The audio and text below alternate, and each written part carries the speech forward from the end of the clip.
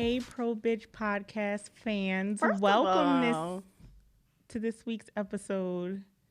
Izzy, relax. you got I'm attitude. good. No, I'm you're good. not. I know that am. I'm good. Don't try to treat me like one of your little hoes. I'm not treating you like one of my hoes. You Trust me, are. I'm not. Oh, because I'm you would have not. left. Yeah, Oh. that. Uh-huh. Or just not talk to you. I mean, Be you on here kind of silent the whole are. time. I mean, you giving me side eye. I'm not. Just Like she wouldn't even make eye contact with here. me. Welcome to Pro Bitch podcast. I can't even get our name out. It's your girl Mimi. You know who this is. I don't need to tell y'all by now. Here, irky ass Izzy. Hey.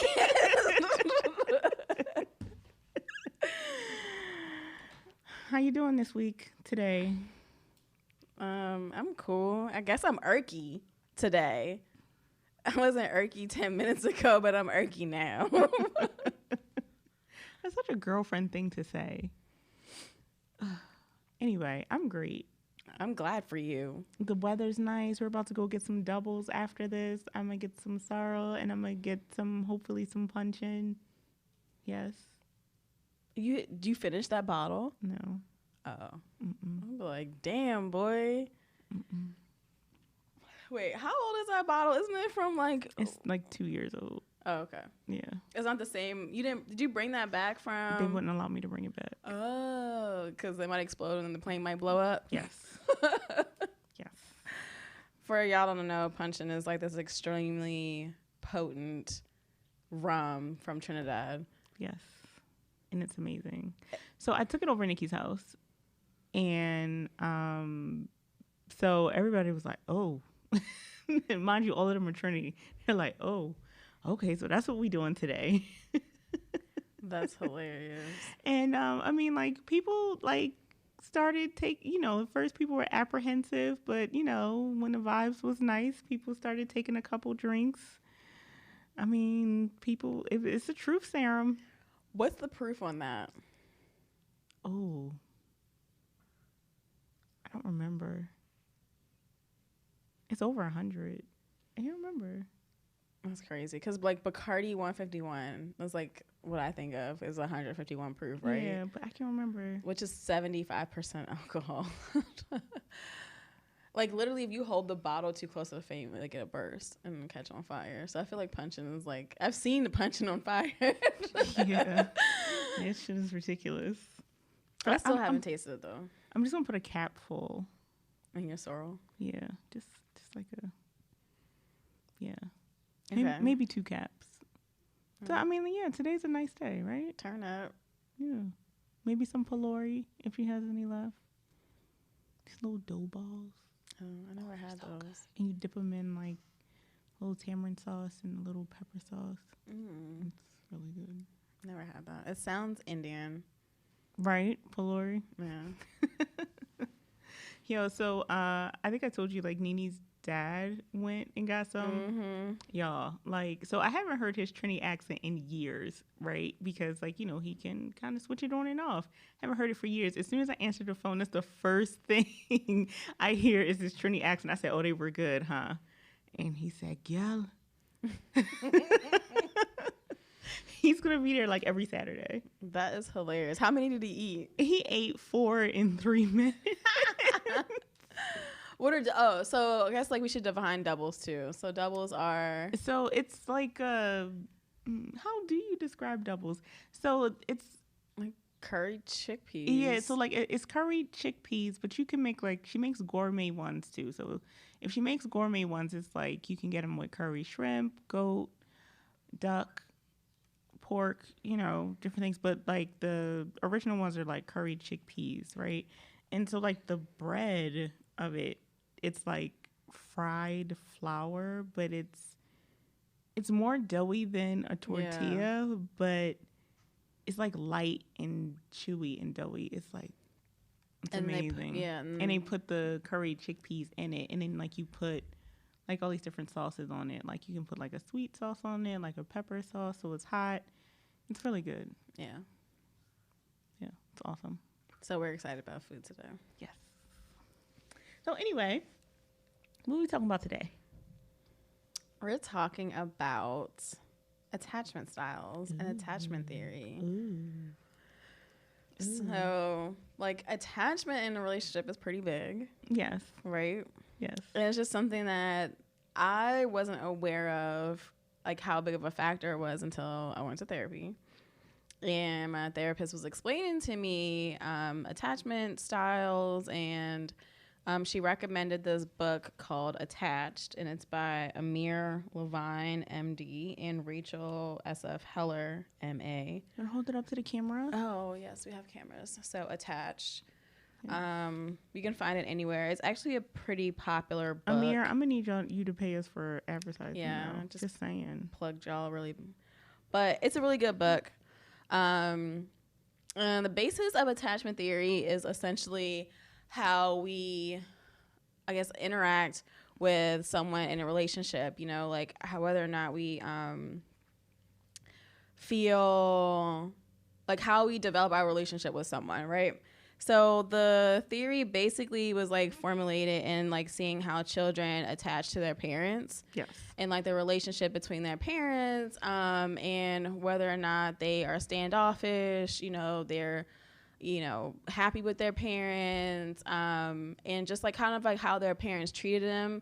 And you take like the attention, the type of attention, the amount of attention, you know, the way your parents care for you, you know, that like stays with you throughout your adulthood, and it, you know, affects how you know, interact with people in romantic relationships, right?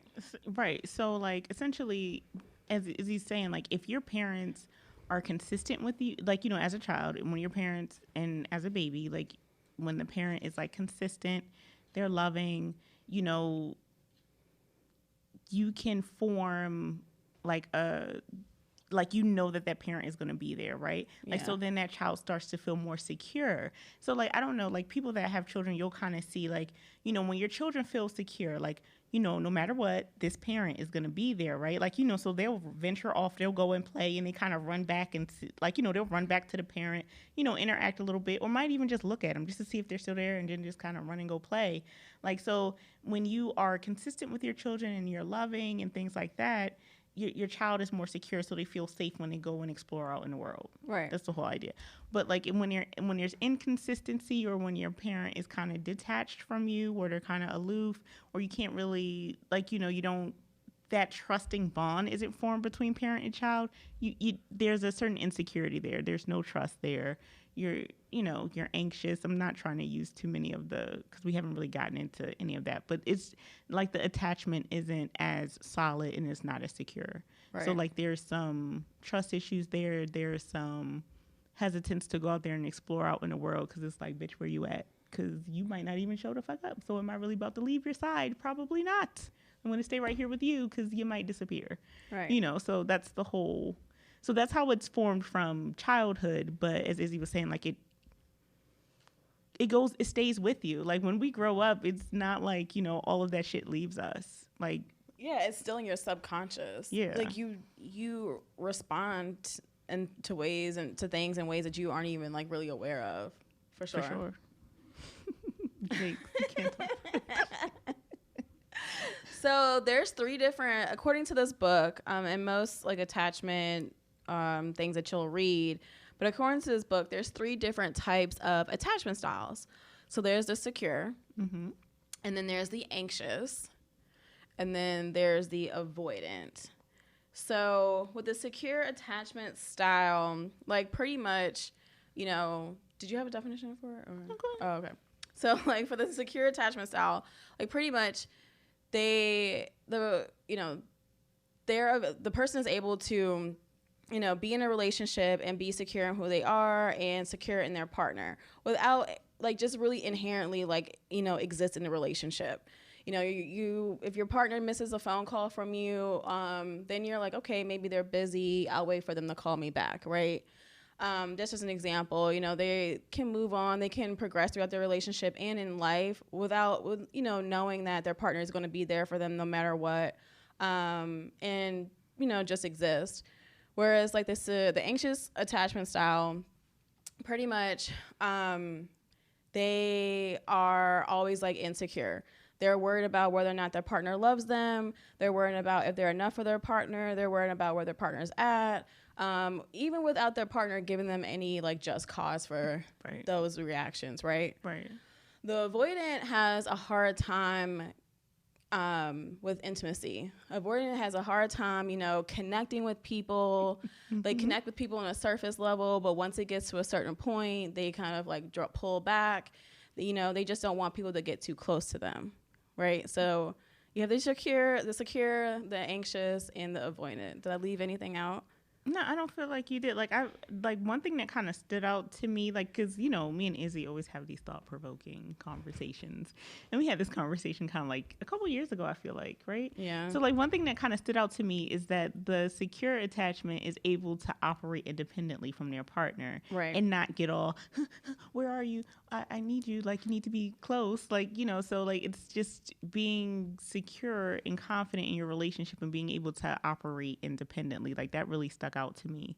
And whereas the anxious, it was anxious, right? Like they need that reassurance or that validation like way more often, and they need to be close like way more than maybe what their partner would. Like you needy as fuck, essentially. Yes. And then the avoidant is hyper independent. Yes. The avoidant's like, I don't need anybody. You're here. You're lucky that I allowed you to be in this space. I don't need to talk to you for 3 days, even though we're even though you're my boyfriend.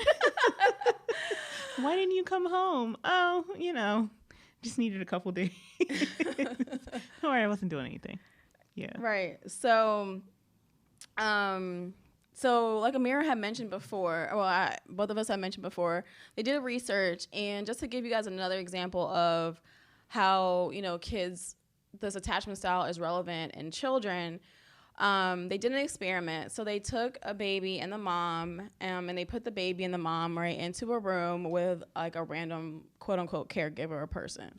So imagine like a daycare setting. Mm-hmm. You take the kid in, you drop them off, and the mom walks out. Mom's there for a little bit while the kid's playing. The mom walks out.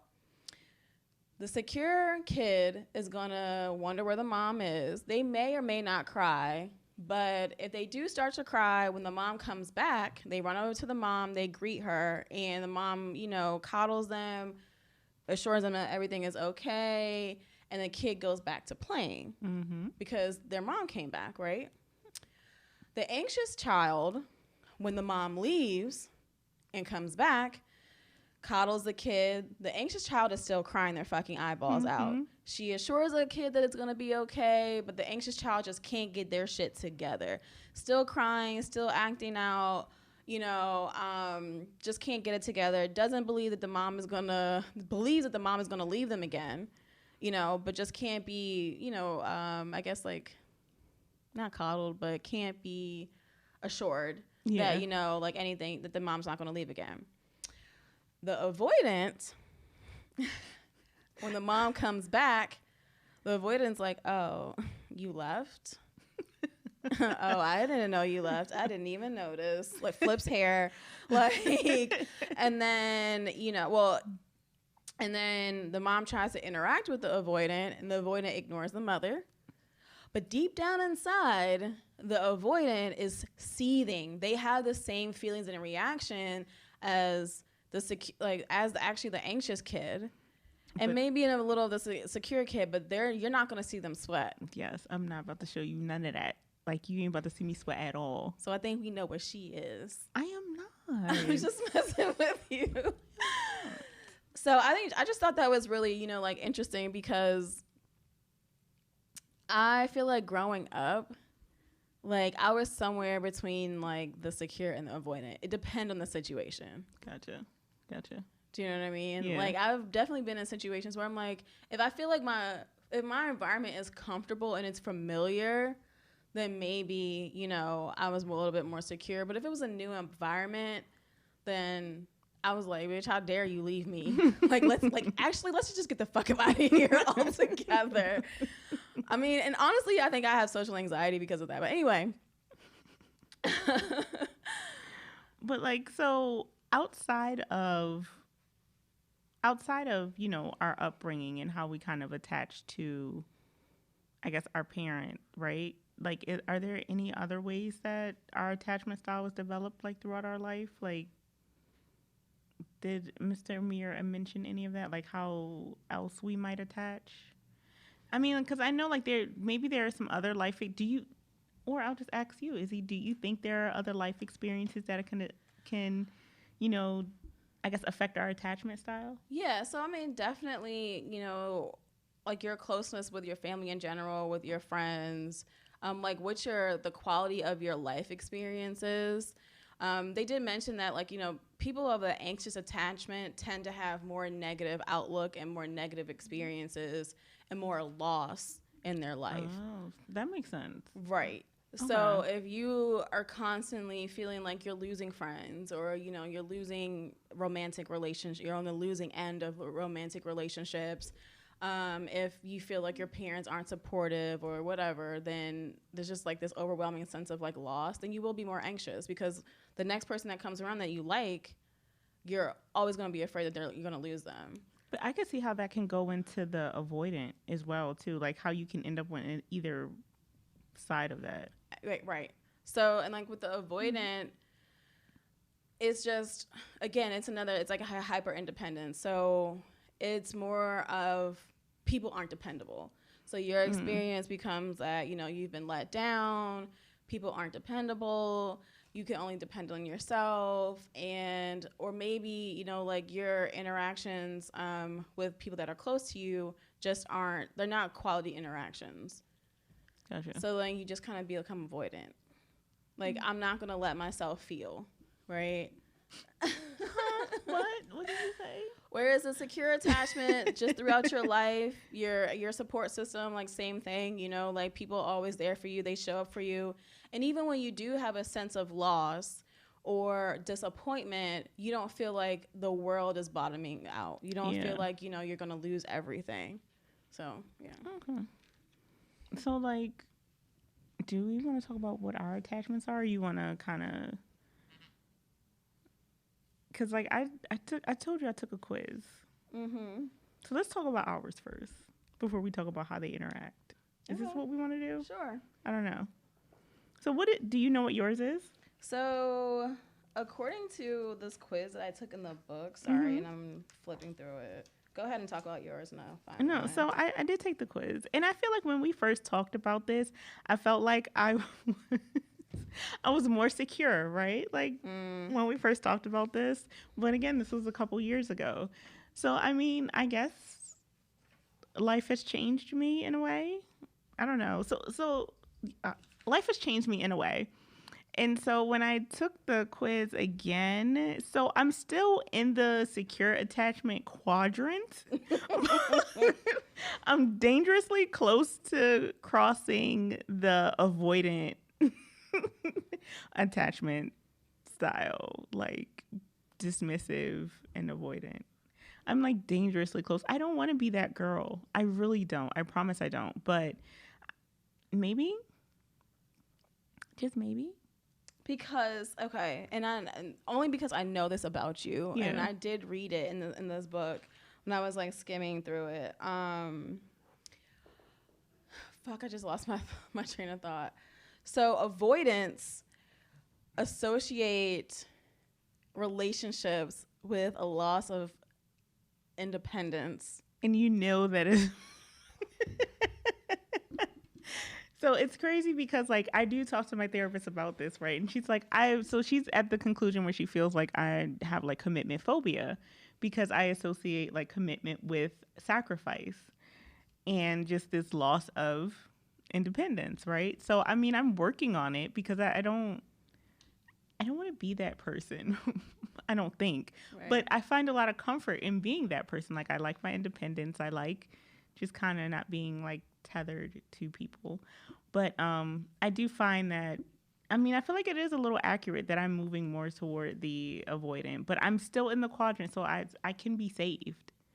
I mean, you can. And then the book does say that, I mean, we'll get to that later when the different attachment styles pair up. But, like, you'll always have, like, your base, attachment style. But depending on, like you said, your experience whatever, you can, you know, move around. I think I was secure. Like, so according to this quiz that I took, I was like 90% secure, right? But I think that, like we talked about in the last episode, me getting cheated on and shit like that, like it has like kind of moved me toward, like I was secure / avoidant. Okay. Like it's moved me more to like the secure, like anxious quadrant, because I'm like, and it's situational too. Yeah. You know, and like I said, we'll talk about it later, but I just, for the most part, I'm secure. And they say that like secure people basically, they like feel comfortable with intimacy, right? And they're typically like that warm and loving person. You know what I mean? Mm-hmm. And like I have felt comfortable with intimacy, but it's with certain people. Yeah. You know what I mean? And like obviously like you vibe with some people and you don't vibe with others, right? But then like, what is it? So anxious people crave intimacy and they're often preoccupied with their relationships. And then, again, like they tend to worry about their partner's ability to love them. Yeah. Yeah. And then I said, avoidant people equate intimacy with a loss of independence and constantly try to minimize closeness. So there you go. But I mean, like, I don't feel like I'm that bad because I'm still a demisexual in a way. Like, I still need. So, like, me and you have had this conversation before where I do need some level of intimacy for me to have sex with someone. Like, I need a connection. Whereas you're able to do casual. And it's really fucking weird for me to do casual. So, I don't feel like I'm completely avoidant. It's like. But that's the thing, is that. Like the avoidant child, right? Mm-hmm. Like they still need that connection to their mother, but they don't, like on the surface level, it's like they don't need it, right? So you need that intimacy, but like you are avoidant because like you definitely, like when somebody starts like imposing in your territory, like, when they start coming across, like, that enemy line, you're like, nah, bruh, back the fuck up. So... Why does it have to be an enemy line? Like, this is not war. It kind of is, because you're like, yeah, and that nigga just thought that he was going to come over my house on the way home. Like, no, this is my space.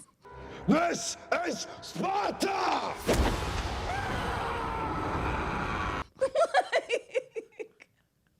Well, he was just trying to be nice and show that he was interested. Like, no, he was trying to come over my house.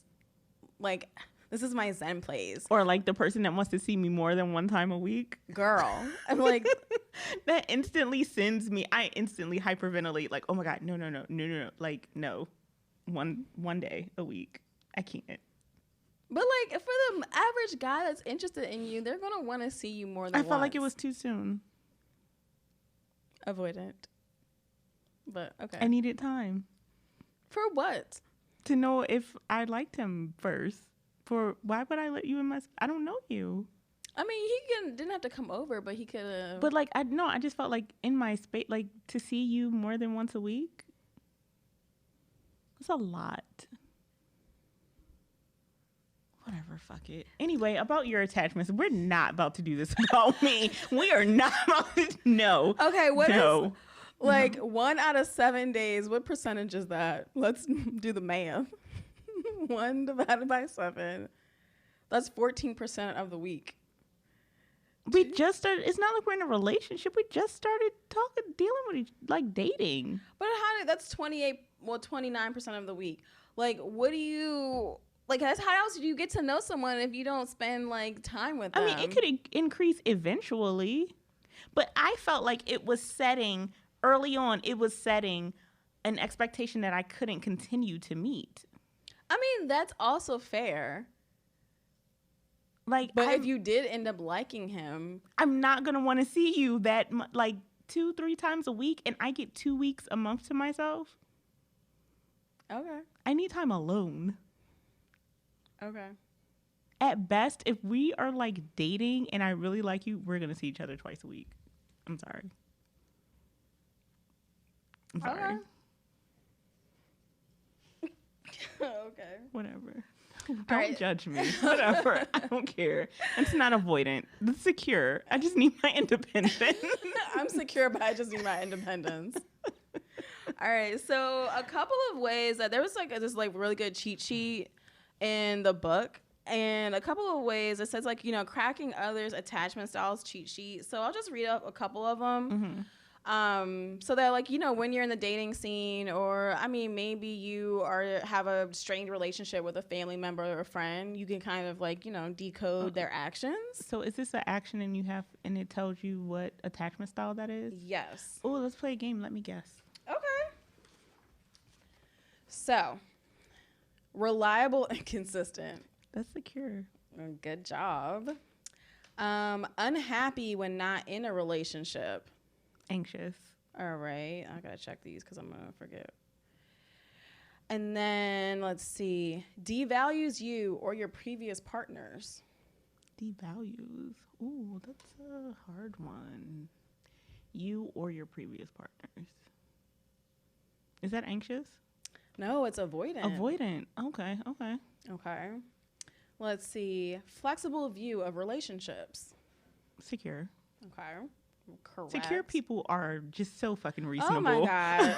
Because she thinks she's secure. I'm saying I'm secure avoidant. I'll admit it. Whatever. Wants a lot of closeness in the relationship. Anxious. C. Sends mixed signals. That's avoidant. Okay. That we know. And expresses insecurities, worries about rejection. Anxious. Correct. Values his or her independence greatly. Secure. Bullshit. That was avoidant? Yes. What, the greatly part? No. Is it the greatly part? It's Values independence greatly? No, it's the whole No. thing is in there. Get out of here. All right, I'll just read a couple more because there's like a lot in the columns. But let's see. Has difficulty explaining what's bothering him or her. Expects you to guess. Is that avoidant? It's actually anxious. Anxious people. Okay. Yeah. Plays games to keep your attention and interest. Avoidant. Anxious. Oh my God. Really? Yes. I would have swore this was an avoidant person. Okay, I'm learning some shit. Okay. Doesn't view relationships as hard work. I don't know. Secure. They don't think it's hard work? No. It's too much fucking work. Let me guess, avoidant if I said that, if it's too much work. Is that on the column? No. No, I was being a smart ass. I wasn't looking for an actual answer. Bitch. I know. I didn't want an actual answer from you. I know. Let's see. Has an unrealistically romantic view of how a relationship should be. Anxious. Avoidant. Oh my God. Really? Yes. So avoidants have unrealistic romantic views of how a relationship should be.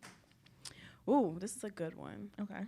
Mistrustful, fears of being taken advantage of by a partner. Avoidant. Yes. Okay. Finally. Yeah. Just messing with You want to do this? Introduce his friends and family early on. Early on? Yeah. Anxious. You want to say it's secure. I know. I already knew the shit. Because weird ass, whatever. It's fucking weird. Not afraid of commitment or dependency. Secure. Yes. Okay. Can reach a compromise during arguments. Secure. Correct. Let's see.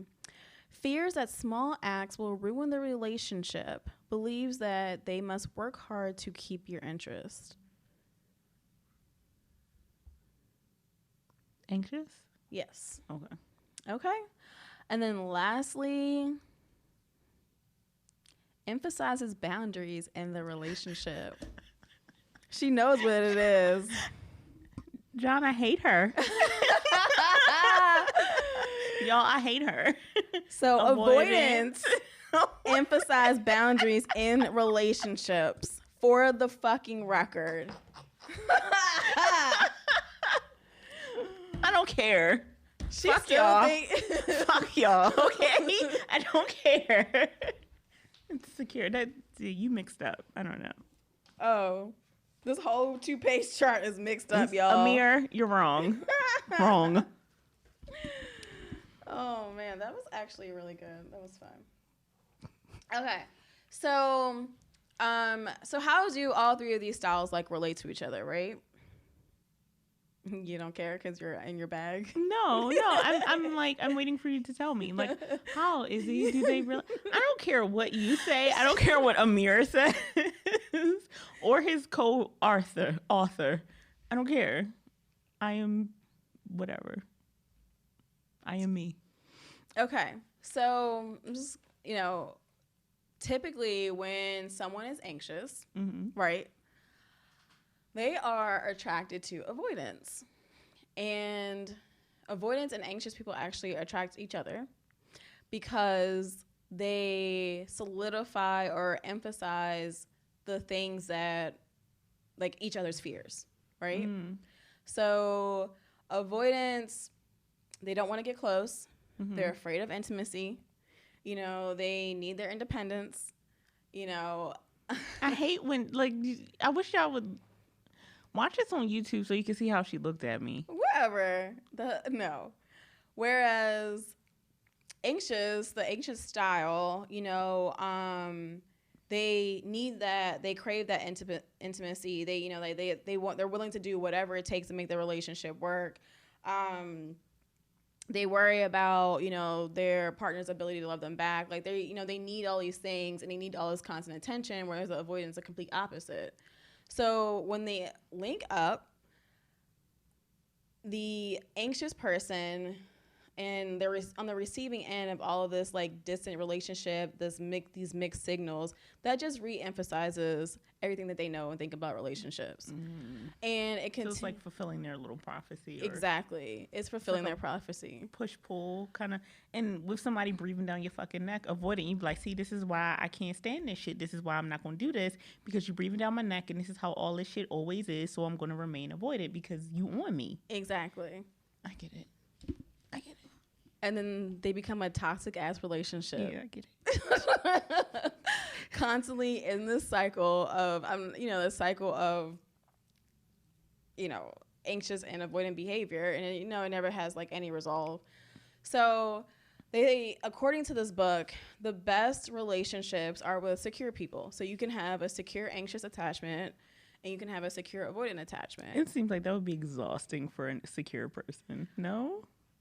According to the book, I just preface it with that.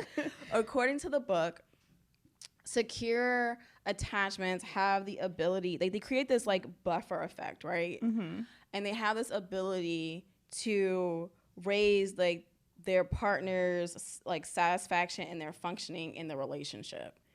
So it sounds like a lot of fucking work. So, but maybe it happens naturally, right? Okay. So once, like I used the example earlier with the phone calls, right? So if I'm anxious and I'm calling Amira and blowing her phone up and she's in a meeting, she can't call, answer my phone call. If she texts me and says, hey, I'm in a meeting, just like you normally would as a normal person, that's going to ease my anxiety, my anxious, attachment style. That's going to teach me, okay, she's doing what she's supposed to be doing. She's not out here cheating on me in the middle of the day. Or she's not avoiding me because she doesn't love me. She's just in a fucking meeting, right? So how would that translate, let's say, if a secure person is calling an avoidant person? Like, how would... Right. So in the book, they say the secure person's first thought is going to be, oh, they're busy. They can't talk to me right now. Yeah. They're not going to blow the avoidant up. Right. Now, if they call or text the avoidant again and they don't answer, then they're just going to leave it alone and wait for the avoidant to get back to them. They don't go out and have a full panic attack and then drive to their house and bang on their door. Okay. That makes sense. Yeah.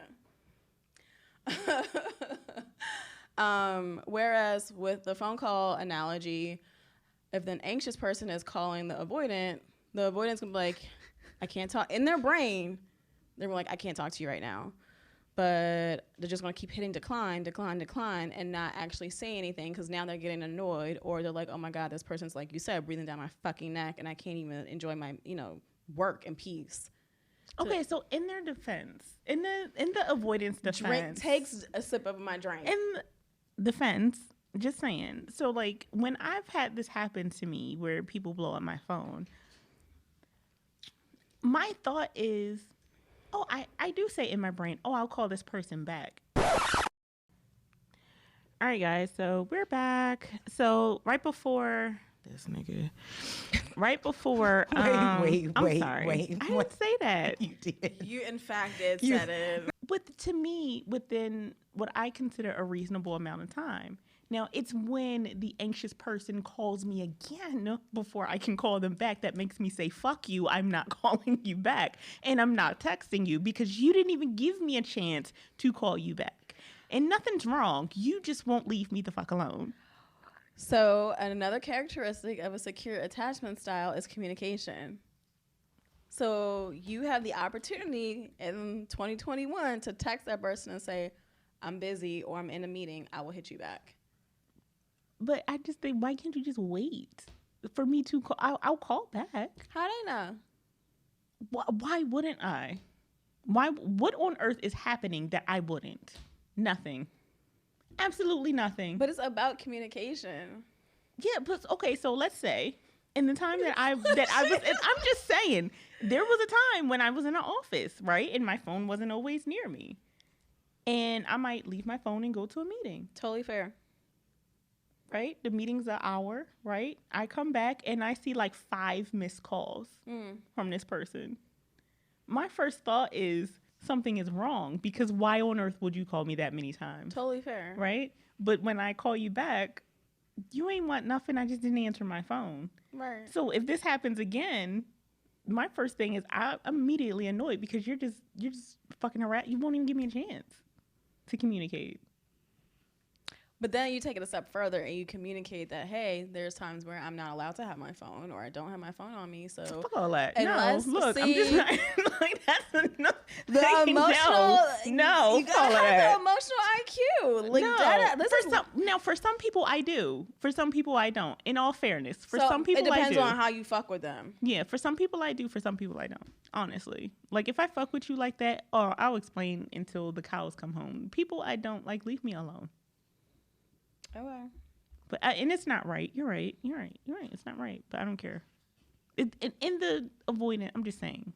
In our defense, our thought process is not, I'm never calling you back. It's, I'll call you back. When I feel like it. Because you're not important. So now you're telling that other person that they're not important. No, it's not. But I'm just occupied at the moment. Okay. It's not that you're not important, but an anxious person would think that way. A secure person would not think that way. Right. Secure person would think you're busy. Anxious people think, oh, she doesn't think I'm important. She doesn't love me. Exactly. That's what I'm saying. Only the anxious person will blow you Fucking up. psycho. Okay. But it does say here that anxious women are more likely to date anxious men. I mean, avoidant men. So anxious women are more likely to date avoidant men. And I don't know. It doesn't... I was reading through it. It doesn't really give the psychology behind that. I don't know. Maybe it's like some daddy issue type shit. I don't fucking know. But just something to like be aware of. So, what else? But you're saying that you're secure. No, I'm like secure avoidant. Okay. So wait a second. Because I don't think this should be all on me because she's an asshole too. Just saying. In all fairness. I'm trying to. So getting back to the phone analogy. Shit, I just lost my damn thought. In your current situation, what's your current situation? I am probably. What's your current situation? You're not gonna get me to say my boyfriend now. Ha.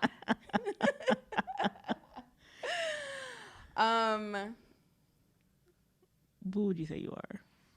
I am a secure avoidant. I'm more avoidant.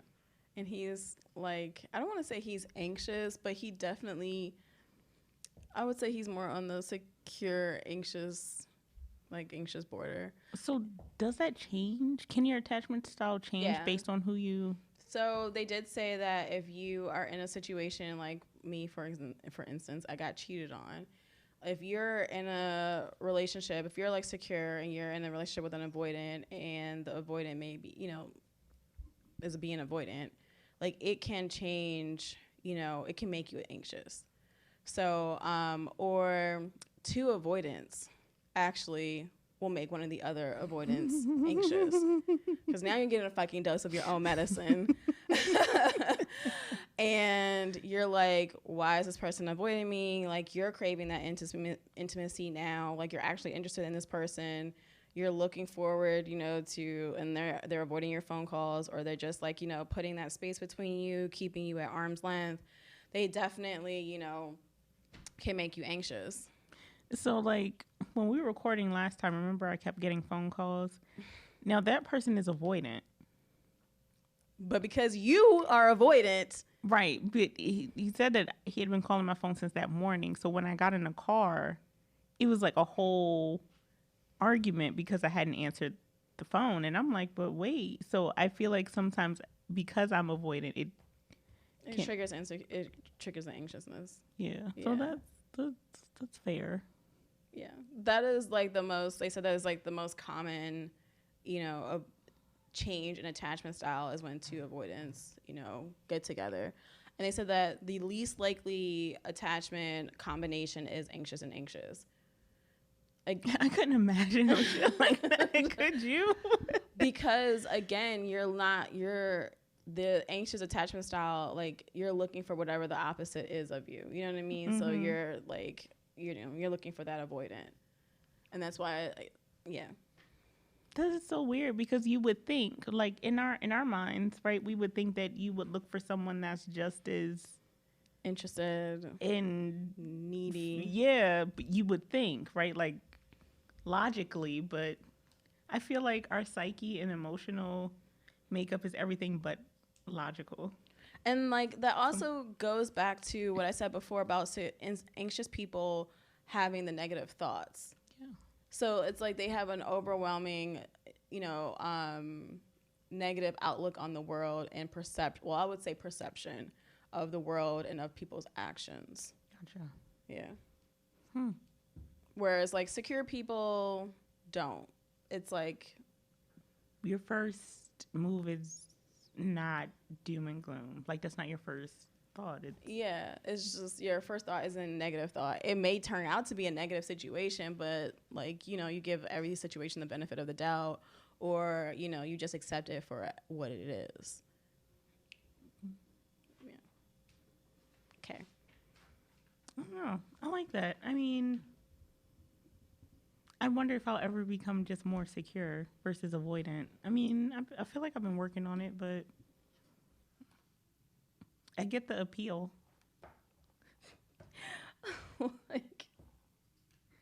Like she don't though. Like that's the thing. Like you don't get it. What do you mean I don't get it? And you do get the appeal, but you over here stunting like you don't. Of avoidance? Yes.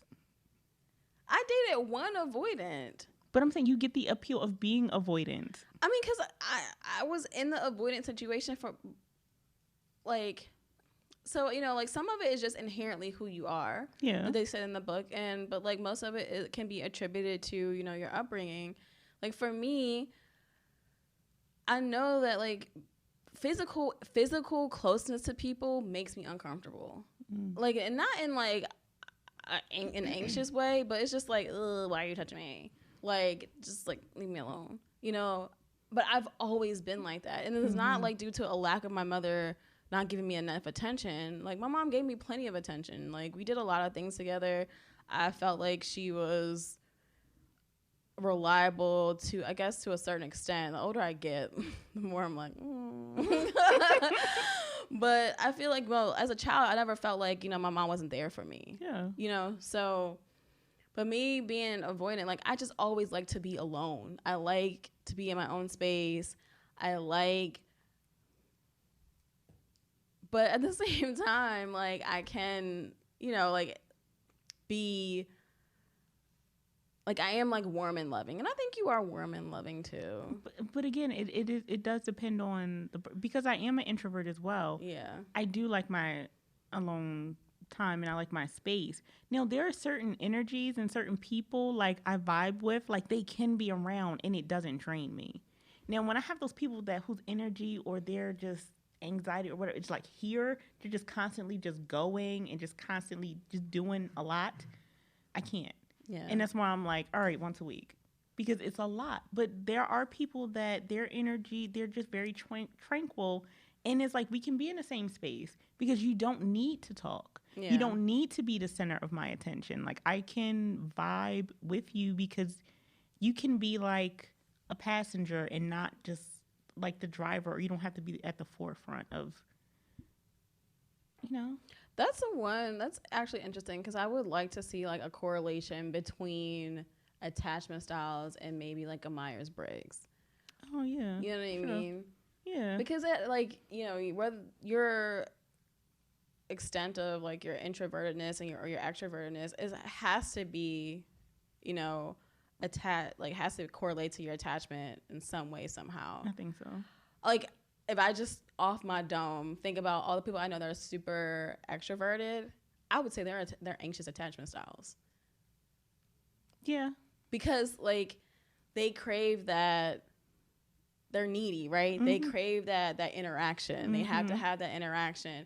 And like the women that I know that are extroverted, I can definitely say that they do the most in relationships. Like the most. I have to put a disclaimer out there. I am not a therapist or a psychologist or anything like that, but like they definitely like if we're just observing, yeah, right? just as an observation. Yeah. They do the fucking most. And I'm like, what? Like, why don't you just chill the fuck out? You know? I would say people who are introverted probably are somewhere along the avoidant. Because, and it's not, I don't think it's like, for me, it's not necessarily a thing of intimacy. It's just like, I just need a fucking, like, I need a minute. I need like a long time. constant stimulation and interaction is exhausting for me. Mm-hmm. So I just do need a minute to be alone. I don't know. Yeah, and when you constantly breathing down my neck, There she goes. I mean, that doesn't allow me to be, you know, and Free. then alone or whatever. Or I need to compartmentalize. Like, if a bitch is at work, let me work. No, I agree. You know, I used to, even with men I would date, it would be a whole argument because they're like, well, you don't text me through the day. I'm working. Well, don't you got a desk job? That doesn't mean I have time to talk to you. I'm working. Like, it's not, you know what I mean? Like, because it's not that I can't. Of course I can multitask, but I don't want to. Like, I like, you know, if I'm in my data, if I'm working on my, you know, my project plans or whatever, I want to be there. I want to be present. Focused. Right. I want to be present with that. I would like to just talk to you at the end of my day when I'm home. I'm relaxed. It's the end of my day. Hey, babe, how was your day? Like, I'm that person. But I do meet a lot of people that want to talk to you throughout the day. And, like, if my response, I've gotten so much slack about, well, your response time sucks. And it's like, well, it's not that I don't want to talk to you, but I'm doing something else. This is where I would like for my attention to be at the moment. For me, it's also the quality of conversation. That too. So if you're just like, hey, what's up? Da, da, da, what you doing? Blah, blah, blah. Or, I don't know. If you aren't really like talking about something specific, then I'm not going to text you back. And it's so funny because I literally just had a guy DM me on Instagram yesterday. Mm-hmm. What's today? Saturday? Mm-hmm. So maybe it's Thursday. Like, I've gone out with this dude a couple of times. This motherfucker ate my ass. I never had sex with him, but, like, he, like, literally ate my ass. Like, all this shit, right? And then it just kind of fell off. But he hit me up and was like, hey, you know, what's going on? How are you? You know, typical small talk shit. And he's like, you know, we should, like, link up or whatever. And I'm like, oh, you know, okay. And he's like, oh, do you want to come over tonight? I was like, no. Like, it's fucking Thursday night. I'm not driving all the way to, like, Oxon Hill or whatever. Like, you know, so then we have this conversation, and he's like, oh, well, can you give me your number? And I was like, wait, you deleted my number?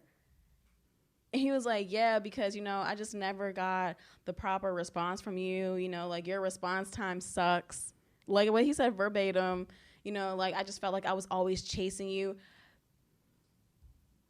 You know who I'm talking about, right? When we went to the joint, he was sitting outside with the owner. Yeah. Oh, yes. That okay. one. Mm-hmm.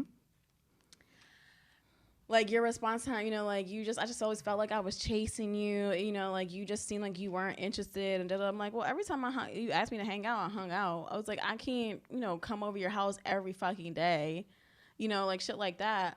And he was like, it was just like, you know, like, you just didn't care, you weren't interested. And I'm just like, no, you just want me to be stuck up your ass 24/7, and it's just not going to happen. But he fucking deleted my number. Like, how petty is that? And I'm like, and I was like, and I literally was like, so why are you talking to me now if you deleted my number? Yeah, that's a lot. So it's one thing, like, if you're not, think about the extra step you had to go through to delete someone's number. Like, it's one thing, like, because I have millions of numbers that I just didn't delete. I mean, I don't talk to the person, but I haven't deleted their number. Same. That is a little. So he went and probably deleted the whole text message thread, probably deleted him, and then deleted my number. And then, but you still follow me on Instagram, and then you want to send me DMs. Like, and then I was like, why are you talking to me now? And he's like, well, I just wanted to, you know, kind of see if there's something still there. No, nigga, you just fucking deleted my number. You literally just said, fuck me. And you think that I'm going to sit here, even if, and I was like, well, I'm in a situation right now.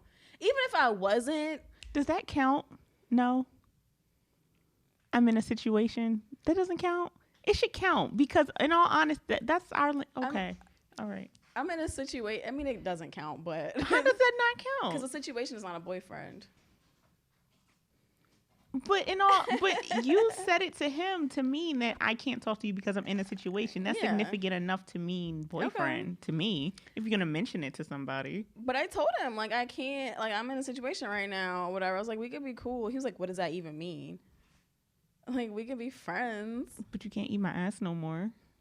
Well. But you can't eat my ass no more. No, you can't. I'm trying to help this bitch out, and she's being dumb. Just dumb. But yeah, I mean, so like, looking at this, like, I mean, I'm definitely avoidant in that situation. He's definitely anxious. But it was just more irky than anything. Like, I just don't understand, like, how you could do that. The fucking audacity, as Court would say. Missy Court. Seriously. I don't know, but yeah, so I mean, like, I encourage everyone to look up their attachment styles. I'll try to include the whatchamacallit. Maybe we can put it in our, I don't know, maybe I'll probably have to post it where you can get the quiz from to look up your attachment style. We'll probably have to post it so you can see what your attachment style is, and maybe even your partner you would want to see. So, I mean, like, you know, if you guys are missing the mark on some kind of communication or some shit, or if you just want to know the type of person that you should, you know, link up with.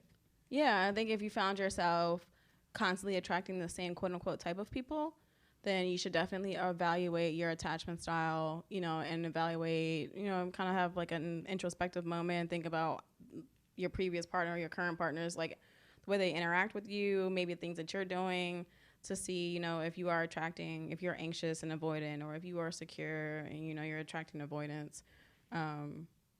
It's definitely it was an eye-opener for me, for sure. And like I said, the reason I came about this book was because she was like, you're both avoidant and it's making you anxious. And secure people, I'm going to say that you deserve better. And I think you should attract other secure people. Fuck these avoidant and anxious people. That just seemed like a whole lot of stress, regardless of what Amir and Rachel say. But they don't see it as that. It's stress. They don't see it as that. That's stress. I'm sorry. Ain't nobody about to be pacifying your ass, texting you all the time. I'm in a meeting. No, bitch. Wait, it's an hour. Tops, a meeting is an hour. Maybe 2 if it's like a quarterly meeting. Like, wait. Yeah, but an hour can seem like a long time. And that's a personal problem. This motherfucker. Anyway.